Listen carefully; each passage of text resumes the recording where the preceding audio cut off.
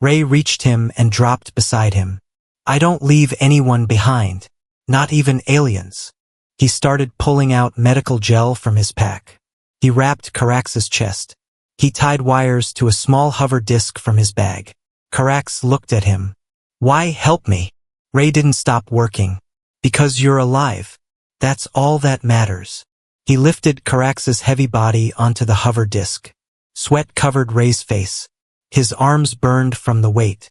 Suddenly a sound. Footsteps. Not friendly. Ray looked up and saw 3 enemy soldiers coming their way. Great, he muttered. He picked up his rifle and stood in front of Carax. The alien watched, confused. You protect me? With your life? Ray gave a small smile. Yeah. Crazy, right? The enemy soldiers raised their weapons. Ray fired first. The battle began again. But this time it was not for land or power. It was for something more. For loyalty. For courage. For a warrior left behind. And for a human who chose not to run. The night had fallen cold. Smoke still lingered in the sky, but the sounds of battle had moved farther away. Now there was only silence. Heavy, unnatural silence. Ray Carter dragged the hover sled across the cracked battlefield. The sled floated just above the ground, humming softly, with the paralyzed alien warrior Carax resting on top. Carax's breathing was slow, but steady. Ray had managed to stop the bleeding and keep him conscious, but that was all. The alien was still helpless. Every step Ray took made his body ache. His legs were tired, his arms numb. The weight of the armor, the gear, and the pressure of what he was doing, it was all crushing down on him. He looked down at Carax again. The alien's glowing red eyes opened slightly. You should have left me, Carax said, his voice inside Ray's head again. Ray didn't respond. He just kept walking. They were heading toward the remains of an old comm station. It had been abandoned months ago, but Ray remembered it from the maps. If it was still standing, they could hide there, at least for the night. Maybe even send a signal, though he knew nobody was listening anymore. Behind them, in the distance, drones still flew. The enemy was still looking. But for now, they were far. You're not like the others, Carax said after a while. Ray finally spoke. No, I'm not. You fight alone. Even when there is no reward. No one to see. Ray shrugged. I don't need someone to see it. I just need to live with myself afterward. Carax's mind voice grew faint. Strange species, your kind. Soft hearts. Yet hard fists. They reached the ruined station just before midnight. The doors were broken. The inside filled with debris and burnt tech. But it was shelter. Ray laid Carax down in a corner and began clearing space. He didn't speak. He just moved like a machine doing what needed to be done. Outside, lightning flashed across the alien sky. Inside, Carax studied the human. He had never looked closely at a human before. Always thought of them as unpredictable, dangerous, inferior even. But this one had ignored all logic. Had risked death to save an enemy. And Carax couldn't stop thinking, why? You could have escaped, human. Why come back? Ray sat down beside him, his back against the cold wall. He looked up at the cracked ceiling, thinking for a long time. Maybe I came back because I'm tired of watching people die for nothing, he finally said. I've seen too many leave each other behind. Friends, soldiers, civilians. We call ourselves a united force. But the moment it gets hard, we turn on each other. Carax was silent. Ray turned to him. I don't know you, but you were alive. That was enough. You still don't know what I've done, Carax said. Maybe I don't want to. Ray leaned his head back and closed his eyes. The silence stretched between them again. Then, after a few minutes, Carax's voice returned, quieter now. I was given an order, he said. I was told to destroy a human colony, full of women and children. I refused. My people called it betrayal. Ray opened his eyes slowly. They said I hesitated, that I was weak. So in the next battle, when I was hit, they left me behind. Ray didn't answer.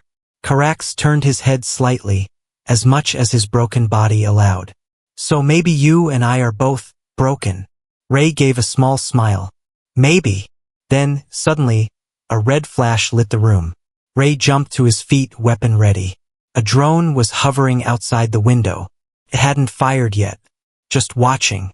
Ray cursed under his breath, pulled Karax back onto the hover sled, and moved to the back exit. Hang on, he muttered. They slipped into the darkness again. This time, Ray didn't head for safety. He knew the drones had found them. It was only a matter of time. So instead, he turned toward the canyon on the west side of the battlefield, the one with old tunnels beneath. A voice came softly from behind him, inside his mind again. You're going to get yourself killed. Yeah, Ray said. But maybe I'll get you somewhere safe first. Karax stared at the human in silence. Then, for the first time, he said something unexpected. My name is not just Karax. I was the High Warlord of the Xeric 7th Fleet. I know where something is hidden. Something your people tried to find. Ray glanced back. What is it? A weapon. One that could end this war. Ray stopped walking. Karax met his eyes. But now, only a human can reach it. The wind howled through the empty canyons, carrying the whispers of old battles and forgotten soldiers.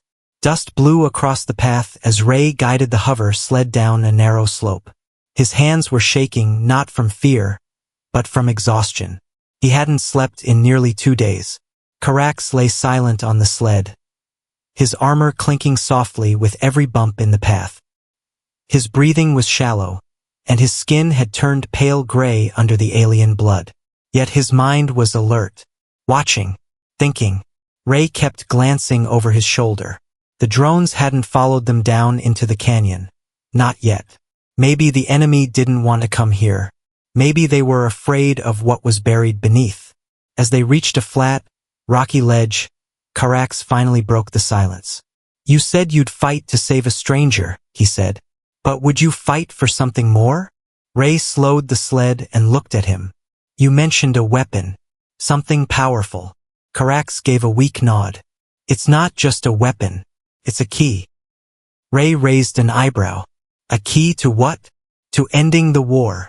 There was no smile on Ray's face, only a long pause before he said, I've heard that line before. From generals. From politicians. Always turns out to be a lie. This isn't a lie, Karax said. Because this time, the weapon chooses who uses it. Not the other way around. Ray crouched down beside him. And it chooses humans? Karax's eyes narrowed. No. It chooses the one who has nothing left to prove. No pride. No greed. Just purpose. Ray stared at the alien warrior, unsure what to say. Then Karax added, And now, that can only be you. The wind blew again, louder this time, like a warning. Ray stood up. Then where is it? Karax raised a shaky hand, pointing toward the rock wall ahead. Behind that stone, there's a tunnel. My people sealed it centuries ago. They were afraid of what it could do. Ray pulled out his scanner, but the device blinked red. No signals. They must have jammed it. He dropped the scanner back into his bag and approached the rock. It was huge, covered in carvings. Strange symbols, deep scratches, and one image that looked almost like a human hand. Ray placed his hand against the stone. Nothing happened. Karax coughed. Not like that. You must bleed. Ray looked back at him. What? Only sacrifice opens it. Ray hesitated. Then, without a word, he pulled out his knife and sliced across his palm. Blood dripped onto the stone. There was a loud cracking sound. The rock groaned and slowly split open.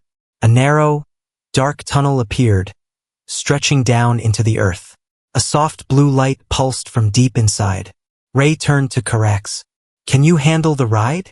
I'm already half dead, Karax said. What's a little more?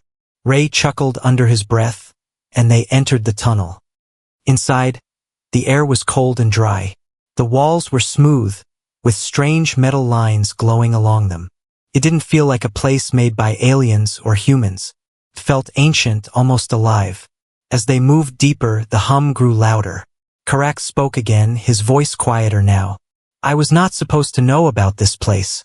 Only the elders of my race knew. But I found the coordinates in a secret archive. I wanted to use it to end the war peacefully. They called me a traitor for it. Ray kept walking, flashlight sweeping across the walls. You ever think they were right? He asked. I think, Carax said. They were afraid of change. Afraid that peace would take away their power. Ray didn't answer. They reached a circular chamber at the bottom of the tunnel. At the center stood a tall machine, floating in the air, spinning slowly. It was shaped like a cube, covered in lights and runes. Around it, the floor was covered in ashes. Ray stepped forward. What is this? Carax struggled to sit up slightly. It's called the Core of Balance. It holds the power to control all orbital weapons in this sector. If someone bonds with it, they can shut everything down. Every fleet, every gun, everywhere. Ray looked stunned. That's insane. Carax closed his eyes. That's why they buried it. Ray turned to him. And you think I can connect with it? No. I know you can, Carax said. You already passed the first test. You came back for me. You chose mercy over victory. That's what the core needs. Ray stepped toward the floating cube. It hummed louder, reacting to his presence. As he reached out a hand, he heard a noise, metal footsteps. Loud, fast, getting closer. He spun around. Soldiers. Not human. Not Zarek. Mercenaries. 5 of them armed and aiming at him. One of them smiled. Thanks for opening the door, human. We've been looking for this place a long time. Carax's eyes flared red. They followed us. Ray raised his weapon, standing in front of the cube. You want it? He growled. Come take it. The mercenary leader laughed. Don't be stupid. You're outnumbered. You're tired. And your alien friend is dying. Carax coughed again, blood slipping from his mouth. Ray! Don't let them take it. Ray gritted his teeth. He could run. He could surrender. Or, he turned and slammed his bloody hand onto the cube. A shockwave blasted out. The room exploded with light, and everything changed. The shockwave hit like a silent storm. There was no sound, no explosion. Just a flash of white that swallowed the entire chamber for a brief second. The floating cube pulsed, then dimmed, and the air around it shimmered like heat rising off metal. Ray stumbled back, gasping for breath. His fingers tingled. The skin on his hand, where he had touched the cube, now glowed faintly blue, like energy had been burned into his blood. He didn't understand what had just happened. But he was still alive, and the cube was still spinning. Behind him, the mercenaries were not as lucky. 2 of them lay motionless on the ground, eyes open but unblinking.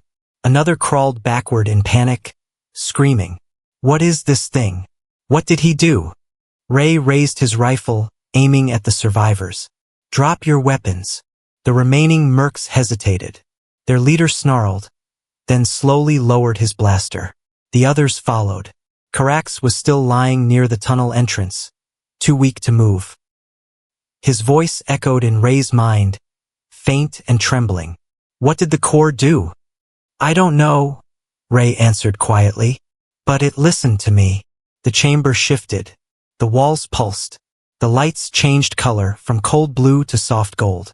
Felt welcoming, as if the place recognized Ray now, accepted him. A smooth female voice echoed through the room. Not from a speaker, not from any device. Came from everywhere at once. Human signature confirmed. Protocol unlocked. Command accepted. Ray lowered his gun slowly. Did I activate it? Carax tried to raise his head. Yes, you're bonded with the core now. The voice spoke again. Access granted to central systems. Planetary defense. Orbital control. Strategic override. Awaiting command. The mercenaries looked around in shock. One of them whispered, He just became a god. Ray's hand throbbed. He could feel something moving inside him. Data, power, something ancient flowing through his mind like a river. He saw flashes. Locations of ships, coordinates, maps of planets, hidden codes. He could shut down every weapon in this part of the galaxy with a thought. But one question burned in his mind. Should he? Then, a sudden noise broke the tension. A distant explosion echoed through the tunnel. Dust shook from the ceiling. Then another blast, closer. Carax's voice filled Ray's head. They're sending more. The real army. These mercs were just scouts. Ray turned to the leader of the mercs. How many are coming? The man laughed bitterly. Hundreds. Maybe more. You're not walking out of here, hero. You should have left that door closed. Ray stepped forward, grabbed the merc's collar, and slammed him against the wall. I don't need to walk out, Ray growled. I just need to finish what I started. He turned to the cube. System, Ray said aloud. Can I seal this place from the inside? Affirmative, the voice replied. Can you keep the core safe if I stay inside? Yes. Host bonding allows manual control. External access will be denied once sealed. Carax's voice returned, louder now. You'll be trapped. Ray glanced at him. So what? I already lost everything up there. Maybe this is where I'm supposed to be. Carax's eyes burned brighter. No, this is not your grave. You were chosen to change things, not bury them. Another explosion rocked the tunnel. The mercs panicked and tried to run, but the chamber sealed behind them. A smooth energy wall blocked the exit. No one was going anywhere now. Ray looked at his glowing hand. How much time do we have? 4 minutes until enemy breach, the voice said. Carax forced his broken body upward slightly. His arm trembled. There is another path. A hidden exit. Only the High Command knew about it. Ray ran over. Where? Carax pointed toward the far wall. You'll have to carry me. Again. Ray didn't hesitate. He lifted the heavy alien warrior onto his shoulder, pain shooting through his back, but he pushed it aside. The man who had once left no one behind was still holding to that promise. He ran toward the wall Carax had pointed at. There were no doors, just metal. Ray shouted, System, open hidden path. The wall split in silence. A dark corridor appeared, narrow and steep. Ray didn't look back. He ran. Behind him, the cube remained floating. Lights dimmed, then shifted to red. It was entering lock mode. The mercenaries screamed. One banged on the energy wall with his fists. And then silence. The corridor sealed shut behind Ray and Carax. They were inside a deep underground tunnel now, lit only by Ray's wrist torch and the soft glow still burning in his palm. The walls were rough, unfinished. This wasn't part of the core. This was older, natural. For minutes they moved in silence. Ray's breath grew heavier. Carax was silent too, either sleeping, unconscious, or dead. Then, at last, the tunnel opened to light. Not sunlight, but moonlight. Ray stepped out onto a ridge overlooking a massive valley. The night was quiet again. No drones. No soldiers. Just wind and stars. He gently laid Carax down on a rock. The alien's eyes opened slowly. You? Still alive? Ray smiled weakly. Disappointed. Carax gave a short, painful laugh. No. Impressed. They sat in silence for a long time. Ray looked up at the stars. I could have shut it all down. The war. The fleets. Everything. Why didn't you? Carax asked. Because, Ray said, the people up there wouldn't understand. They'd just find new weapons. New wars. This isn't finished yet. Carax nodded slowly. Then we keep moving. Together. Ray stood. You still know where your people are? Carax looked at the sky. Yes. And they won't be happy to see me. Ray picked up his rifle. Good. Let's give them a reason. He offered his hand. Carax reached up with his only arm. Human and alien. Both broken. Both betrayed. But now together. And somewhere far above them, in orbit, thousands of warships were still flying. Still waiting. But now, for the first time, they had something new to fear. A soldier who refused to leave anyone behind. And a warrior who refused to die. They moved through the hills like ghosts. One walking, one barely alive, both carrying the weight of a galaxy that had already forgotten them. Ray's boots crunched against dry gravel as he pulled the hover sled behind him. Carax lay on it, half-conscious, his breath shallow but steady. They hadn't spoken in hours. There was nothing left to say. Every step forward was a promise. Not just survival, but purpose.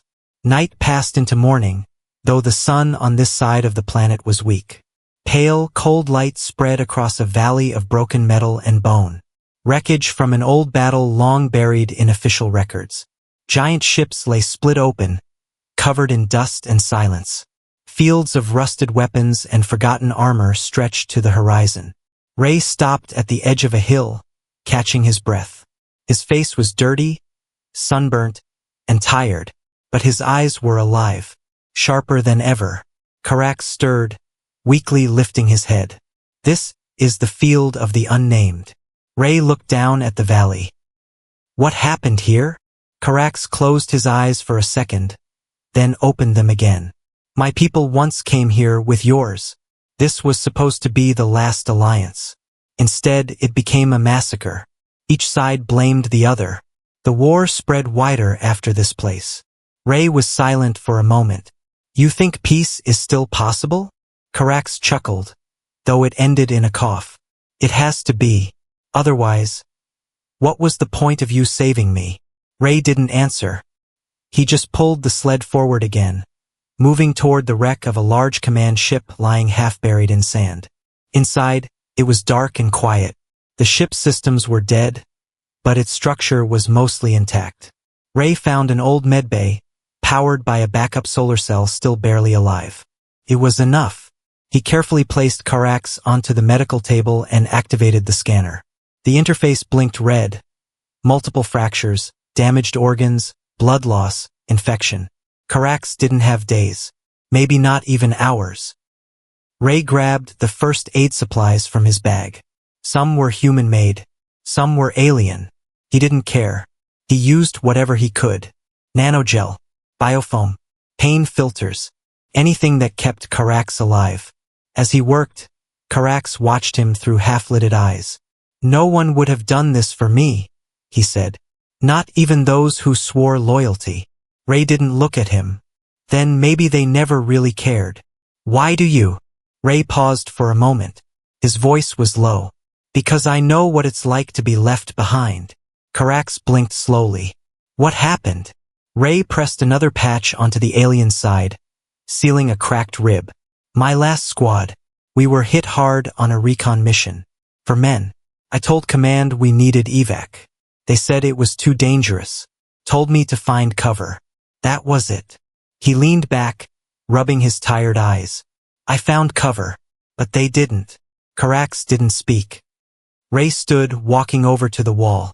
Outside the window, the sunlight was beginning to fade again. Another night was coming. When I came back, Ray continued, they gave me a medal, said I did the right thing by surviving. I threw it in the trash. He looked back at Carax. I promised myself I'd never let someone die just because it was easier. Silence filled the space again, but this time it was not empty. It was full of something unspoken, respect. Carax took a long breath. You carry shame and still choose mercy. That is strength, not weakness. Ray gave a tired smile. Don't tell the generals that. They'll kick me out. Carax gave a faint laugh. Maybe that's what this war needs. A few more soldiers who don't follow orders. The medbay beeped softly. Carax's vitals had stabilized.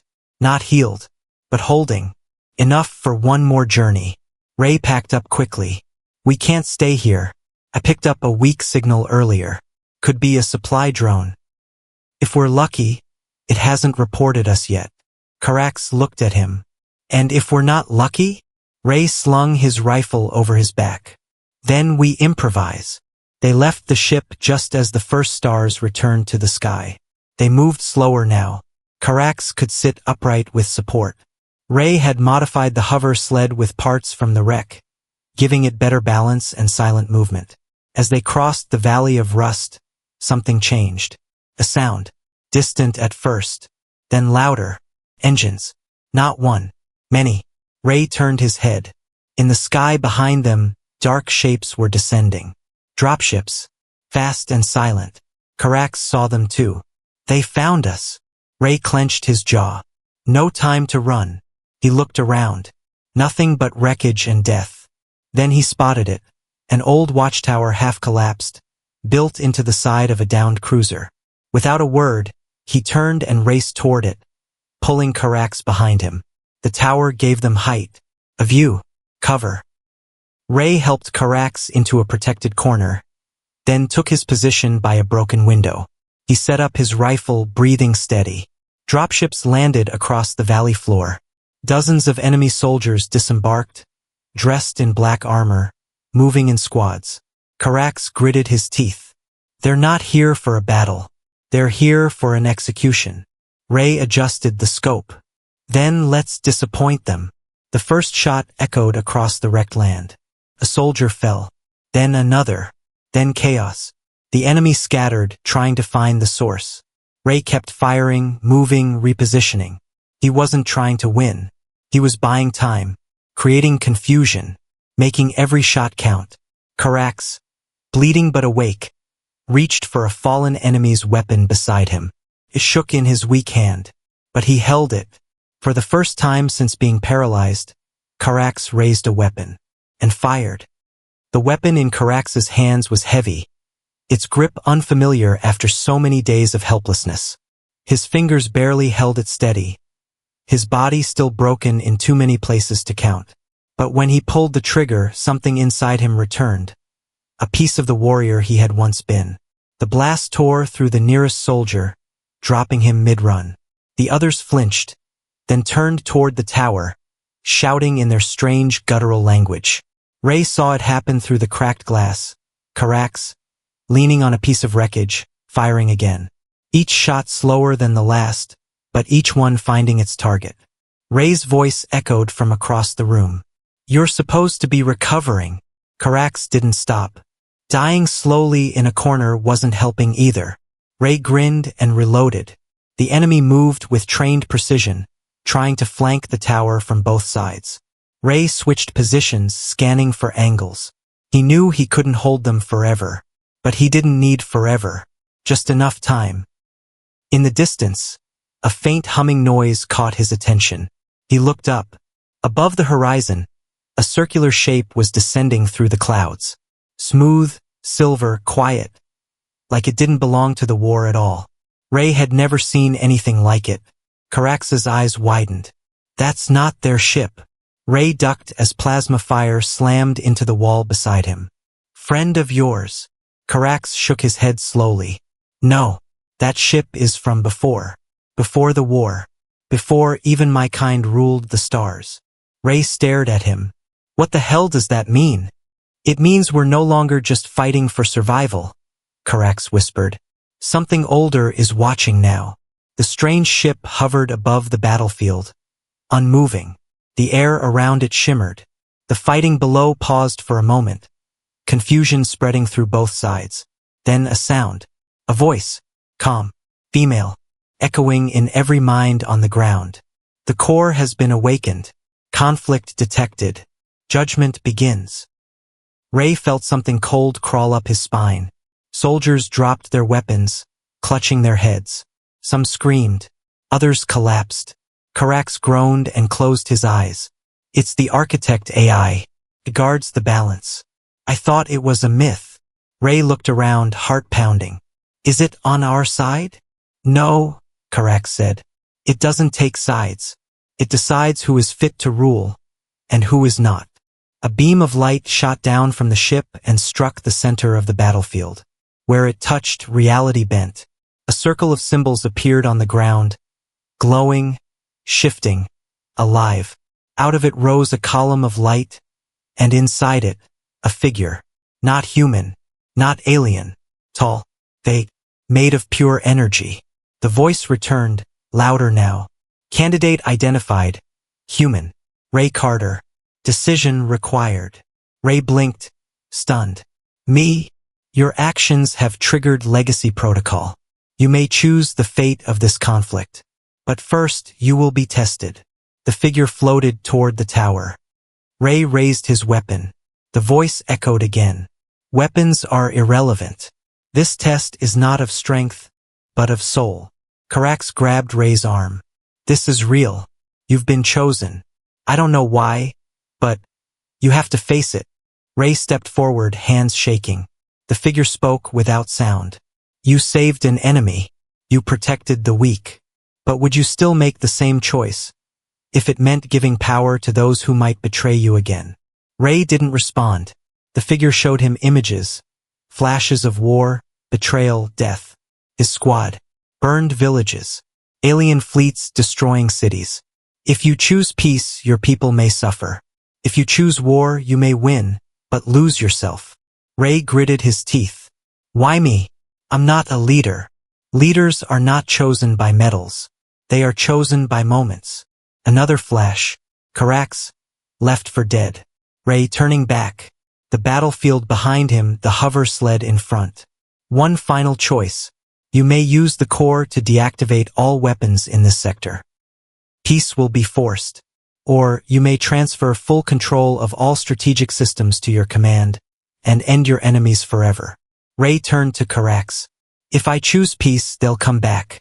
They'll find another way to kill. Carax's voice was calm. Then teach them something different. Or become the thing you've fought your whole life. Ray looked at the glowing figure. He was tired, angry, full of pain. But deep inside, under the wounds and scars, something still burned. Hope. He stepped into the light. I choose peace. The battlefield exploded in light. Ships above deactivated mid-flight. Engines shut down. Guns powered off. Soldiers on both sides collapsed in confusion as their weapons melted in their hands. The architect AI spoke one last time. Judgment complete. Balance restored. Legacy protocol ended. The ship in the sky vanished. The light faded. Ray dropped to his knees. Carax, half smiling through the pain, whispered, You did it. Ray shook his head. No. We did it. But the silence didn't last long. From the wreckage, a group of figures approached. Not soldiers.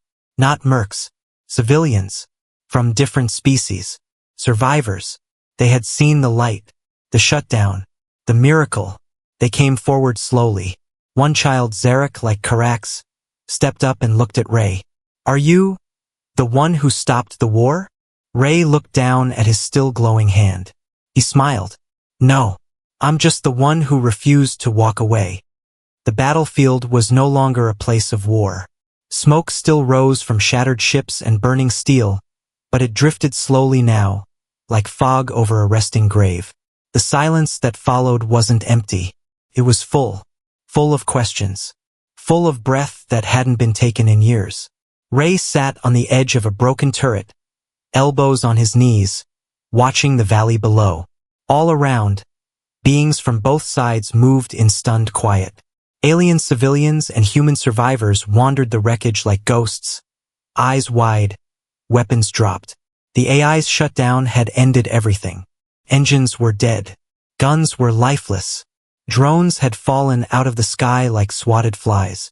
No one was in charge now, and somehow that made things calm.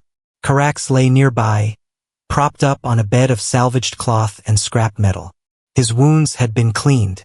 His breathing was slow but stronger than before.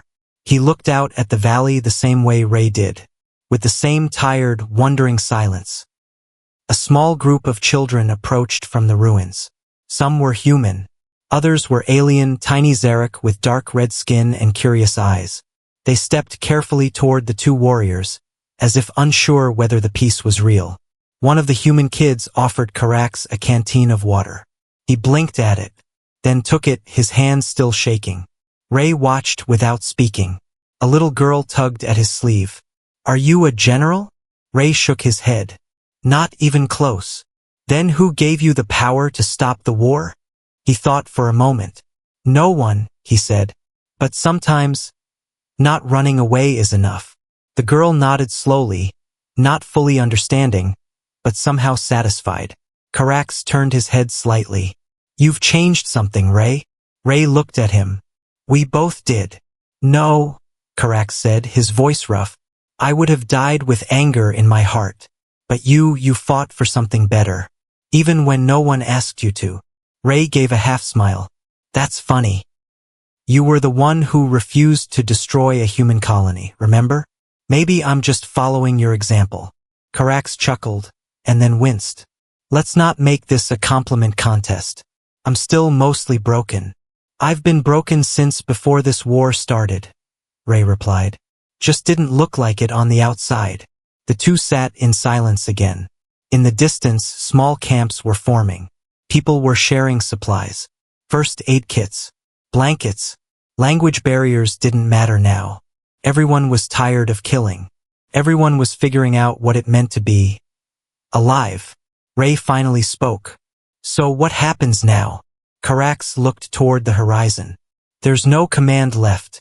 No war council. No generals barking orders. Only scattered pieces. Then we rebuild? Ray asked. Carax nodded.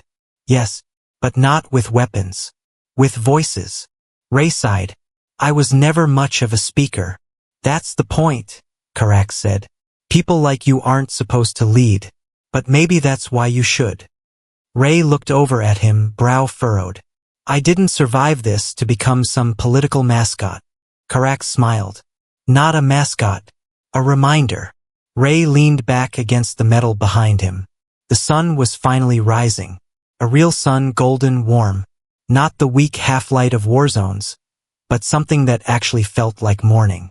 And for the first time in years, it didn't feel like he had to run anywhere.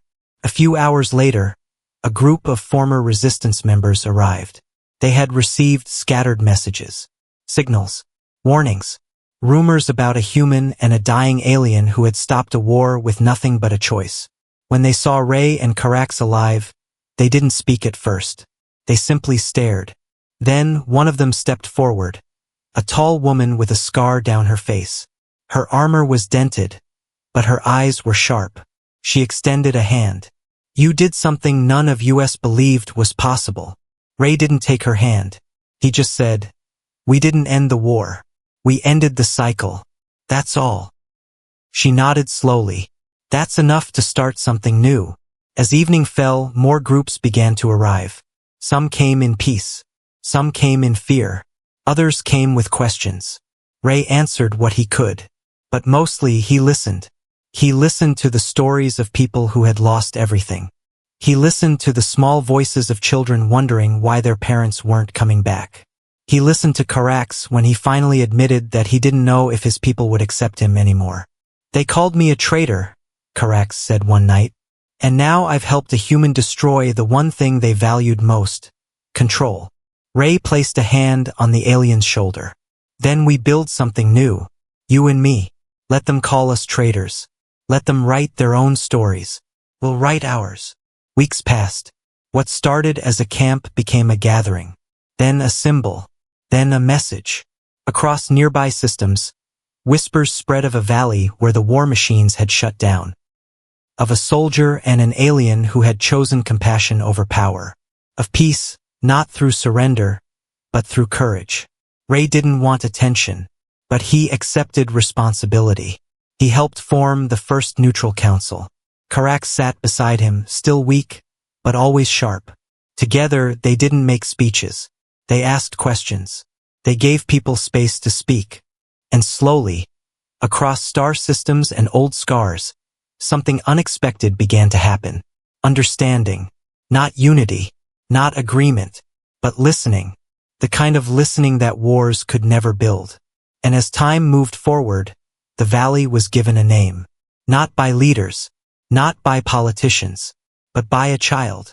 She had asked Ray one day, what do you call a place where no one wins, but everyone gets to live? Ray didn't know, so she called it the turning ground. Years later, long after the uniforms were gone and the weapons were forgotten, statues would be built there. One of a human, one of a Zarek. Not in battle poses, but sitting side by side. Tired, but alive. Not heroes, just survivors. And between them, carved in both languages, were 5 simple words. He chose not to leave. The sky was dark, covered with thick smoke and fire. Red and blue lasers flashed across the battlefield. Huge alien ships flew overhead, dropping bombs and firing energy beams. Dead bodies of different alien races lay scattered across the ground.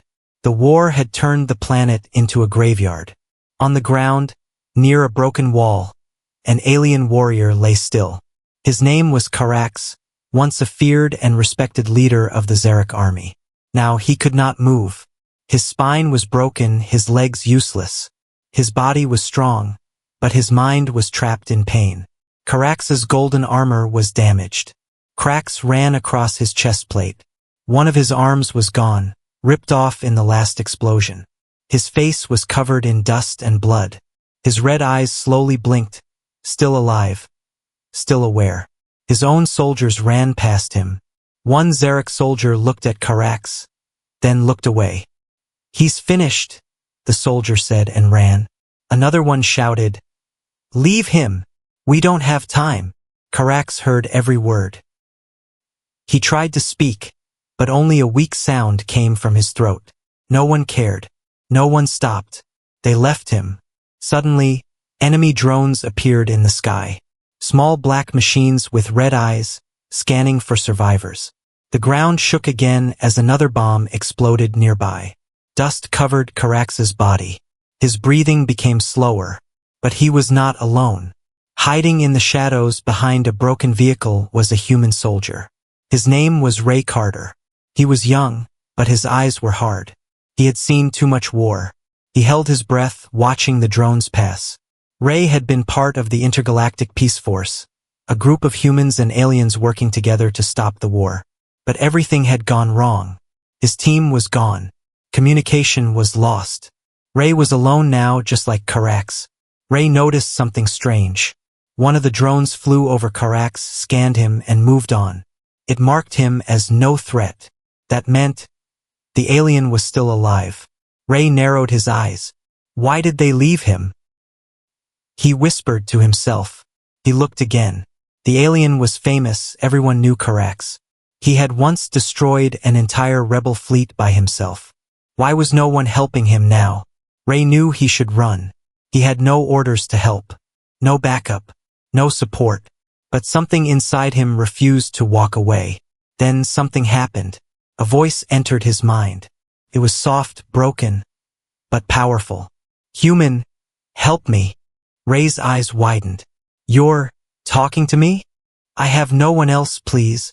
Ray checked his scanner. Karax's life signs were weak. The alien had maybe an hour to live. Maybe less. Ray thought about it. Helping him meant risk. Staying here meant death. But walking away meant leaving someone behind. And Ray never left anyone behind. He took a deep breath, pulled out his sidearm, and ran. He ran toward the paralyzed alien while dodging drones. Laser beams flashed near his head. One burned his jacket. He kept going. Karax saw him coming.